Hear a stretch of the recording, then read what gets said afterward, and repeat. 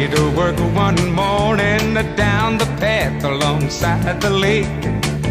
A tender-hearted woman saw a poor half-frozen snake. His pretty colored skin had been all frosted with the dew. Oh, well, she cried, I'll take you in and I'll take care of you. Take me in, oh tender woman, take me in for heaven's sake. Take me in, tender woman, sighed the snake. Now she wrapped him up all cozy in a coverture of silk, and then laid him by the fireside with some honey and some milk.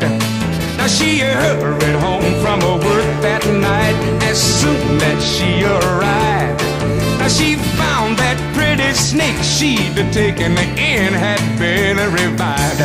Take me in, oh tender woman, take me in for heaven's sake. Take me in, tender woman, sighed the snake.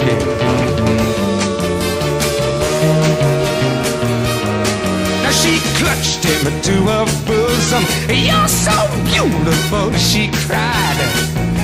But if I hadn't have brought you in, by now you might have died. Now she stroked his pretty skin again and then kissed and held him tight. But instead of saying thanks, that snake gave her a vicious bite. Take me in, oh tender woman,